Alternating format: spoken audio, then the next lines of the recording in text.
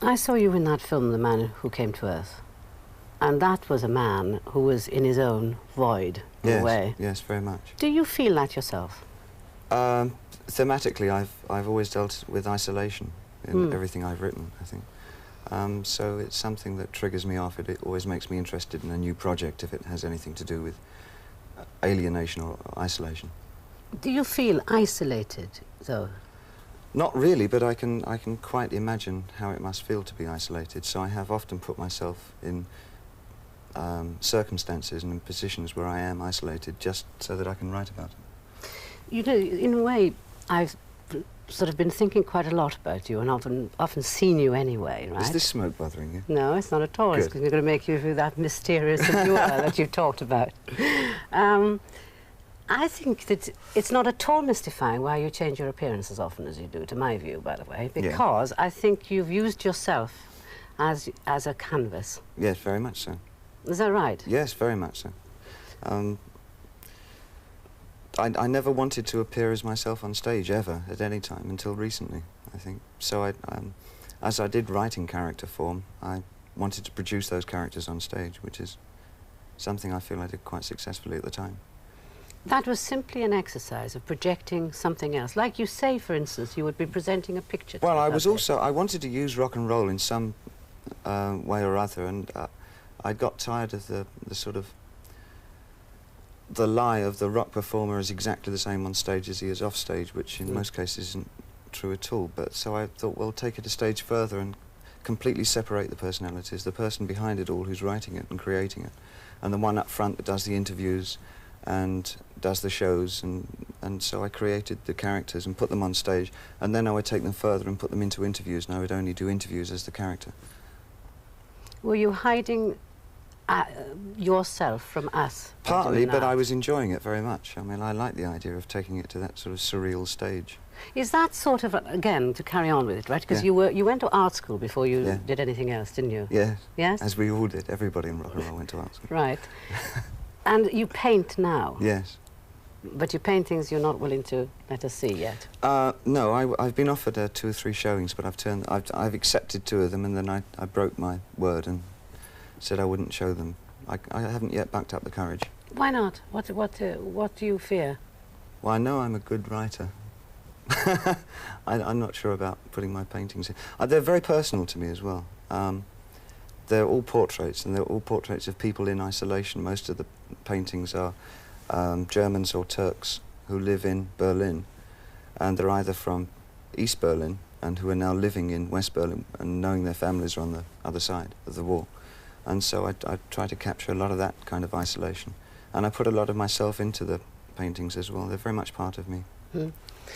If you're interested in isolation, is it because you think that a person in an isolated state feels greater emotions than they do when they're surrounded by people and things? I think if he is in isolation, instead of receiving the whole world as his home, he tends to create a micro-world inside himself. And it's that peculiar part of the human mind that fascinates me about the small universes that can be created inside the mind. Some of them fairly schizophrenic and quite off the wall. Does that mean you have to separate yourself quite a lot from, say, falling in love and getting very involved with a person? Oh no, I think I think quite the reverse. For me, I do fall in love quite quickly. Once upon a time, I used to fall in love quite a lot. But no, I think love was very important for my writing. But love, falling in love, is different from then going on to love that person. Yes, it is. Yes. And once you love somebody a lot, it means that you've got to share your life with them. That's what I No, really... I don't think so. I think you can love somebody from afar. But if you then decided not to love them from afar, is what I mean, you as an artist would have to give up quite a lot of your time to them. Yes, and I can't do that. That's what I was wondering, whether you do that. No, love can't get quite in my way because I feel I shelter myself from it incredibly. What are you sheltering yourself again? I mean, sorry, I'm losing that other eye. Right. No, because you lost your. That's partially that eye. Yeah. Over a fight. Yes. Over a fight. Yeah, within a fight. In a fight. And what was the fight about? Over this eye. No, it was. No, it wasn't. He wanted it and I wanted it, but I kept it. Well, that was over. I can't remember it very well. It was over a girl. I can't remember her name. Was it your first love then, David Bowie? No, I wasn't even in love with her, I don't think. And he thought I was, and in a manner of speaking, but I wasn't in love with her. And so he came up and belted me one day. But he and she's you've loved in your time, haven't you? So I've read. Well, I've only heard too, but it was you've been asked the question whether you're bisexual or not. Too many times. Yes, and you've never quite answered it. Oh, I have. I said I was bisexual, that's enough.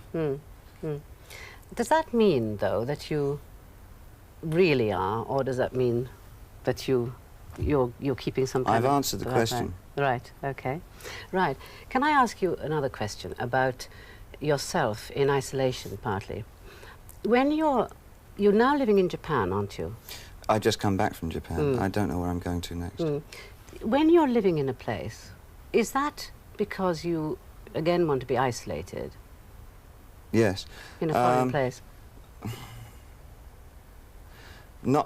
Yes, now, at the moment. It wasn't a couple of years ago. I wanted to put myself in dangerous situations, which I did. Put myself in any situation which I feel I can't cope with. Dangerous situations, such as what? Can you explain that? Areas where I have to be in sort of social contact with people, which I'm not very good at doing.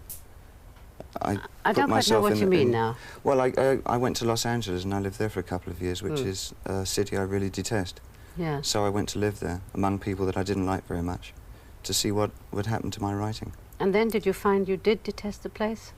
Oh, quite twice as much as when I went there.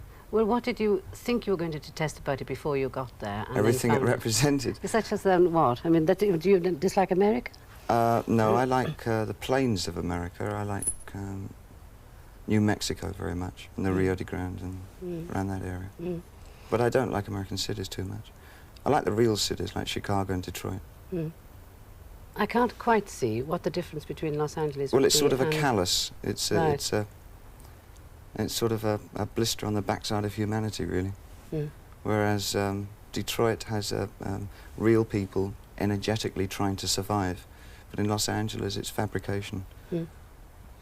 In real life, where I deal with fabrication in public, but my real life is not at all fabricated. You know, you said you do want to be in situations which you're frightened of, right? Yes. But how easy is it for you to mix, generally speaking, with people? Because surely you're so famous that people would recognize you straight away, and therefore... No, they don't at all. Really? No, I have no problem with that, really. But then, perhaps, is that because you do go deliberately to a new place? Yes. Yes. That's why I went to Berlin when I left America. I wanted to have another kind of friction, and so I went to Berlin, and I found the friction I wanted. What was that? People living under the impression that everything might collapse very quickly, and people are very serious there and don't care too much for flippancy. It's a very tight life there, surrounded by a wall with machine guns, which is ever coming in on you. The more you live there, the longer you live there, the more it comes in. And the wall, by the end, feels as though it's right around the apartment or house that you're staying in. When you lived in Germany, did you get involved with people there? I mean, writers and artists? Yes, some of the new wave bands and some of the serious writers there. I quite enjoy them very much. But most of the time I spent on my own. When you went to Japan, which is that's where you are now, right? Yeah. What was the... why there next? Well, when I first started trying to bring pantomime into rock and roll, my other influence at the time, apart from German expressionism, was kabuki theatre. So and from kabuki I then got interested in the cultural, religious aspects of Japan. What do you find? And the balance between the heritage of Japan and the modern world that they have and how they balance it, which is very precarious to say the least. There's a friction there as well. When you go to a place, I'm not a very good traveller myself. I resist it because if I can't speak the language, I don't feel I'm going to be able to communicate and so forth, and it sort of frightens me. When you go, what's the kind of first thing you get to know about a place in order to make you start to feel a little as if you belong to it? Cafes and bars, I think, and where to buy food. Yeah, right. You paint, and what painter do you think has influenced you? Eric Heckel. You've described yourself as a writer. Yes. What writers have influenced you? William Burroughs. William Burroughs, is he the only? I might change my mind tomorrow, but Yeah. if you're asking me immediately, those are the first things that come to mind. Yes. And as a child, who do you think Who influenced me? you? Donald Duck. Was he your favourite character then, was he? I loathed him. He made me learn how to hate. You know, that's very odd. I've always hated Donald Duck. He sends me quite crackers when I hear him. It's very unlikable. Did you dislike Mickey Mouse as much? Yes. Did you like any of the traditional people that you were supposed to like? Like, did you like Winnie the Pooh? No. No. Rupert Bear? No. No, I didn't. Did you have a teddy bear? No, I didn't. I don't think... I can't remember having anything like that at all. No, I never liked children's things very much. I always liked paintings from a very early age. Thank you very, very much indeed for talking to me. It's a pleasure. I thoroughly enjoyed it. Good.